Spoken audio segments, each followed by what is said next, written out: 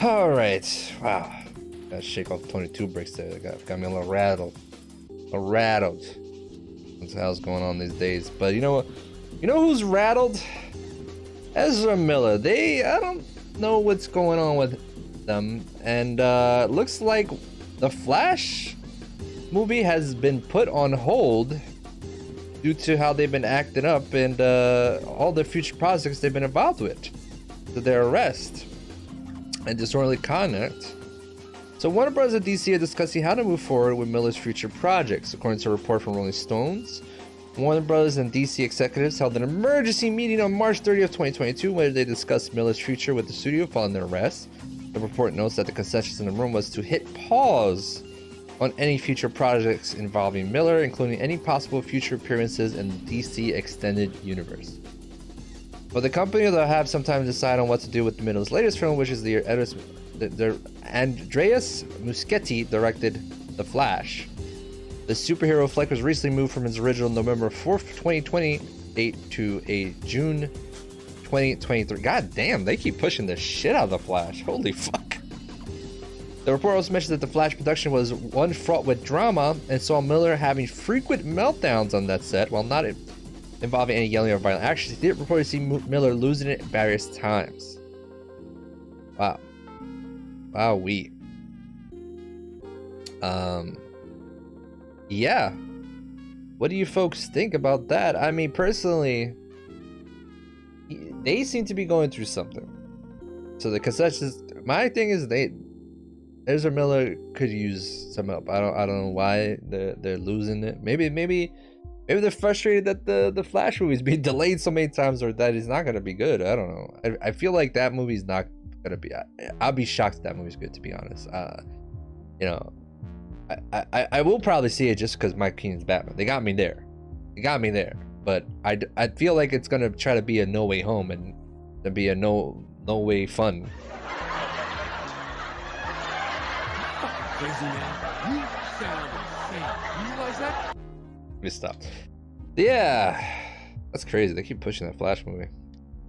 Then that Flash movie comes out, is it even gonna be relevant anymore? Jesus. All right, what else I got for you? Well, everybody know the company SNK. They're usually making some fighting games, Neo Geo games. Well, they got a new owner.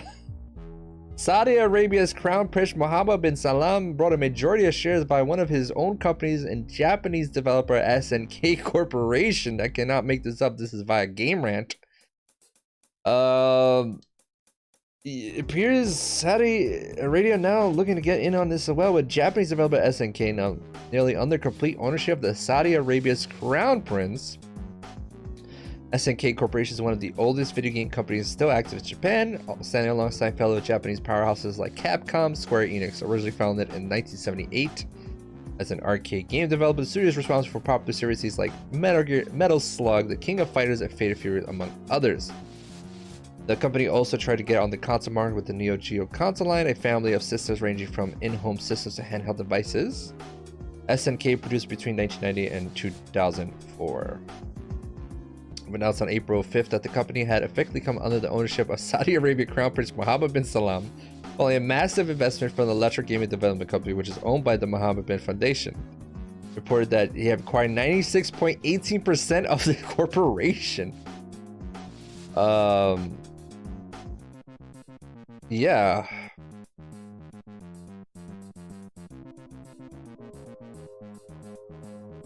Apparently this isn't the only time there's been invested by Saudi Arabia into gaming. Either Capcom, Take-Two, Electronic Arts, and Activision have all seen investments made by Saudi Arabia's Public Investment Fund since 2020. It also comes at a time when Saudi Arabia and bin Salman in particular face increased scrutiny from the international community for its history of human rights violations. Blah blah blah, war, yeah. Okay, yeah, just it's no, yeah. This yeah, weird. Sometimes you wonder what's going on there, and you hope it's a simple matter of money. Still, it's kind of weird and freaky. Let me know in the chat or the comments below what you think about that. I don't even know what to say there. That's just weird, fucked up, and yeah. Anyway, Pick my nose live on Twitch. How should we pick my nose? What else I got for you? This kind of pissed me off. Kevin Smith. You love him, you hate him, you don't care for him. Got a new, apparently, horror movie called Kilroy. And it's finally here, releasing soon as a limited NFT. You fucking crazy, man. You sound insane. Do you realize that? You should be medicated. That's right, folks. Kevin Smith is getting into fucking NFTs. So this horror project, I don't even know if I want to talk about this. It does sound cool. He's returning to an upcoming anthology film called Kilroy Was Here, which was originally began as a Krampus film before being rewritten. The horror comedy creature anthology was inspired by the Kilroy Was Here graffiti that was prominent during World War II, and at one point we have been expecting it back in 2021. Alas, the project never happened. More recently, we learned just about 1 year ago that Kilroy was going to be released in a highly untraditional way, being offered up exclusively in NFT space, and that's still the plan, sigh, as Deadline has reported more on the release strategy. Reports Smith and his production, Jordan blah blah blah, David Shapiro blah blah blah, have partnered with Secret Networks Legino to launch NFTs of their horror anthologies. Kilroy Was Here. Smith's first will be the first in history release in this format, expanding the possibilities of what NFTs can provide in a quickly evolving entertainment business. The movie itself, along with exclusive content for the film, behind the scenes footage, commentary track, will be launched as a 5,555 piece of generative art. NFT. Oh my god, it just in other words, you won't be able to watch Kilroy Was Here unless you have the crypto key that unlocks the film. If this is the future of film consumption, you can count me out. Smith also notes report that he's working on a brand new chapter of the anthology with the NFT purchase, giving you the rights to make your own Kilroy. I love it. Like you can make money. You can make money. You can make money. Ah, Kevin Smith, bro. What the fuck, dude? Lost so much respect for Kevin Smith in NFTs, and this Kilroy Is Here thing sounds really cool. I don't know. Hopefully people give him enough shit and changes it. Oh, there's a trailer too. I don't even want to watch the fucking trailer. I don't want to get excited for something that I'm never gonna invest in no NFT shit. Kevin Smith, what the fuck, bro? God damn, these headlines. What I got next for you, folks? Next for you. Daredevil, I love him. He's officially back in the MCU, but till we get official confirmation of Daredevil's show, which is, I think, it's happening. It looks like we may see Daredevil, and I love how I say Daredevil. Charlie Cox and Vincent D'Onofrio have been casted as members for the Echo series, along with Sidney Freeland as the director. Whoopsies. Ooh, excuse me. So it looks like the casting list got put up, and someone noticed, well, Charlie Cox will be returning in Echo. The new ever comes from the former cast list on the resume for a costume designer of the series. The costume designer in question is Stacy, who has blah blah blah. Her resume could be blah blah blah. So weird that they're giving Echo their own team. Like, they were a cool character. I don't know if they're like that cool of a character, but obviously if you put fucking Charlie Cox and Kingpin in this show, it's gonna, people are gonna turn to it, and hopefully they use this show as a segue into the next season of Daredevil, because in the comics, Echo was trained and raised by Kingpin, and it was kind of hinted there in the Hawkeye show. So yes, give me more, give me them, and give them their own show or movie, and hopefully keep it gritty, please. Marvel, Bubby, much love. Much love. Speaking of much love, today the news that made my fucking day. Max Payne 1 and 2 are being remade inside the Control engine. See the segue, we're gonna play Control of this. The new standalone compilation will be funded by Rockstar Games, and Remedy will be the developer. Bye-bye. Yes. Yes. Oh, what else? I got anything else about this? I don't know what to say. The studio says development will be in line with a typical Remedy AAA game production, that it is still in the concept state, is years away. In other words, it's probably why it's not coming to PS4, Xbox One, but in the meantime, the studio has been doing just fine for itself.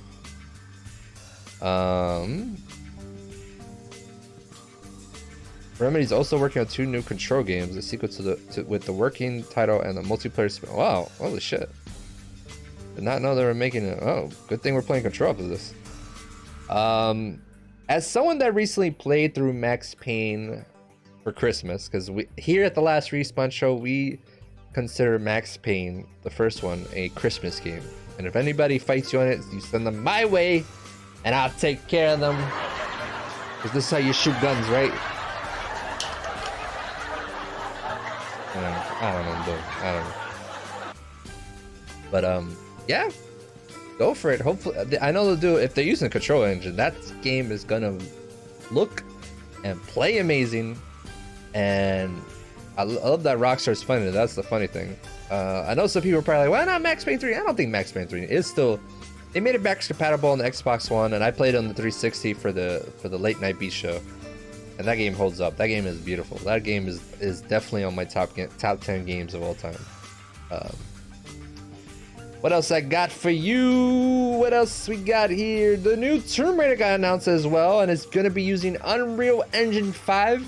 If you're not familiar with Unreal Engine 5, do yourself a huge favor. If you got a PS5 and an Xbox Series X, download the Matrix Awakens demo to get a taste of Unreal Engine 5. And that, my friends, my folks, is next-gen gaming. And I can't wait to see what they do with Tomb Raider. You know, Crystal Dynamics is behind it, so should be a banger. But also, I'd love to see Crystal Dynamics.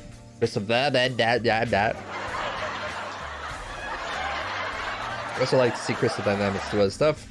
The rumor is taking over the new Perfect Dark game, so we'll see here. Oh, I got 2 reviews for you folks. Let's start with a good one. So, Moon Knight. The second episode dropped today. Got a chance to watch it. And I gotta say, this show is off to an amazing start. The first episode was a very mysterious, intriguing little dive into the world of Steven, Moon Knight, and friends and enemies. Honestly, I'll be honest, I never knew anything much about Moon Knight other than he's schizophrenic, split personality. And I gotta tell you, Oscar Isaac is the star of the show. He's the sole reason to watch this show. He is really got his acting chops go. He's going full, like, he is amazing in the show. And this episode, second episode, really shines on his acting range. God damn. And we finally get to see a little more of Moon Knight, which is one of my criticism of the first episode. Didn't see Moon Knight to the end, and it was very brief. But this second episode, oh, we get more Moon Knight, and it is fucking amazing. Without going into too much spoilers, but really digging the vibe of this show. I see some people say like, oh, you know, Dr. Doom might show up in the show. I was like, guys, calm down. Everybody needs to calm down. Everybody's like, that's fucking Mephisto, Morbius, what the fuck. No, enjoy the show. Maybe Dr. Doom show up. Maybe not. Be cool. Be really cool. Right now, it seems like this show is focused on Moon Knight and his world. There hasn't been like a lot of murmurs of any other MCU, any murmurs of the blimp or anything, but it does take place in the MCU. I think it's after the blimp, so I'm enjoying the show. Please give us more Moon Knight. Sad that's only 6 episodes, but damn, Oscar Isaac, you are killing it in this show. You are killing it. Makes me excited for, you know, he's supposed to be Solid Snake in that live action Metal Gear Solid movie ever happens. He's supposed to, I think it would be amazing Solid Snake, but I would only go see that Metal Gear Solid movie if he also plays Liquid Snake while wearing a blonde wig. And I think Oscar Isaac could do it, folks. If this shows any indication that he could play multiple different characters, he could do it. Make it happen. You cast him as Solid Snake, he has to be Liquid Snake. They're twin brothers. Do it. Crazy, man. That's so crazy. You sound insane. You realize that? You could be medicated. I mean, I'm medicated with whiskey. All right, what else? Speaking about live action video game adaptations, so big spoilers for the Halo TV show if you haven't watched it yet, because I'm literally going to show you something from the show. If it hasn't been spoiled for you by the internet, look away, look away, look away. Watched the first episode yesterday. You know, I'm not even gonna put the picture up yet. I'm not even gonna fucking put the picture up yet. We're not even in a fucking gold there.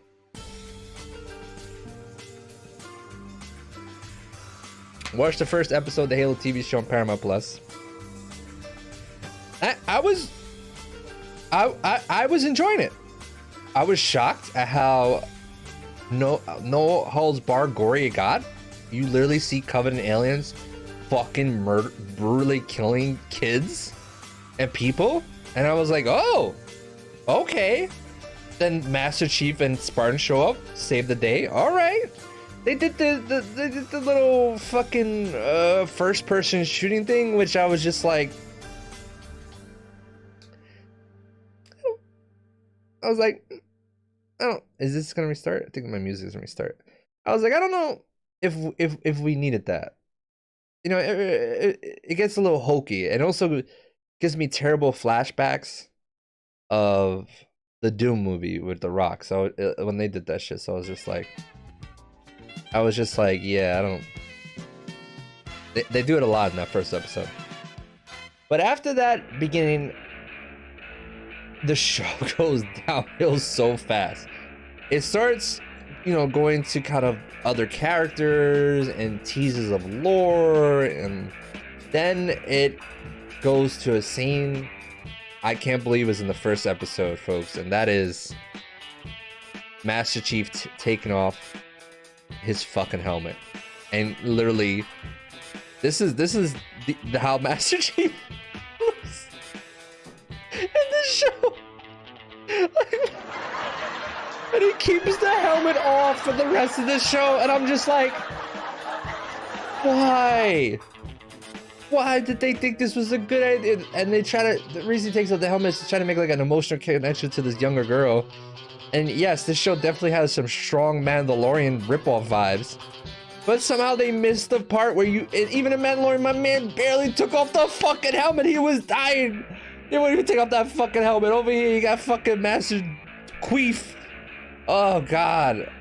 And just like he's trying to do almost the same voice impression of the voice actor, and it just comes off so bad. The show just starts to look like a shitty sci-fi show. Like the whole time I was watching this show, I was just like, I kind of just want to play Halo Infinite. Like I just kind of want to do that. Especially when he took off the fucking helmet. He didn't put it back on for the rest. I know it was like the end of the show. I think even in the second episode, people were saying he keeps the helmet off for even longer. This is fucking insane to me, folks. Like a part of me is like, oh, maybe I should get a second episode. You know, I like to give shows 2 episodes, but damn, the first episode went downhill so fucking fast to me with this shit. Like, yeah, you could have taken like the first episode, and he makes a it's just, you don't need to humanize Master Chief. Master Chief is a weapon. I think that's the problem we're gonna see going forward with these live action video game shows. You know, especially with Halo. Halo, he was always you're Master Chief, so he would say less words, so you can implant your own personality into the character. You know, like other video games like Last of Us and Metal Gear, their characters started to be fully fleshed, and maybe Last of Us show will be better. Maybe it's on HBO, so it's already got a good budget, so that's something. But man, you know, I knew from the get-go this show was a shit show from the reviews. But wow, just wow. I don't know why you would do this. Like, so stupid. You're gonna copy if you're gonna copy the Mandalorian, guys, copy the one thing the fucking Mandalorian did right. Don't take the helmet off, especially for such an iconic character as Master Chief, who rarely ever took the helmet off in the game. And if he did, we never saw his fucking face. Already from the fucking first episode, his flashbacks, lore, all this fucking weird shit, and I'm just like, I don't know. So yeah, I don't know if I'm gonna be watching a second episode, folks. I definitely, I don't know. Let me know in the chat in the comments below. Do you like the Halo show? Do you agree with what I'm saying? Am I overreacting? I don't know. Fucking guy's face. Look at this fuck guy's face. Let me zoom in on this stupid ass face. Look at that stupid guy's face. Looks like he's about to go cheat on his girlfriend, or he already did. Ugh, that's Master Chief, guys, gals. Boo. Oh, Lord.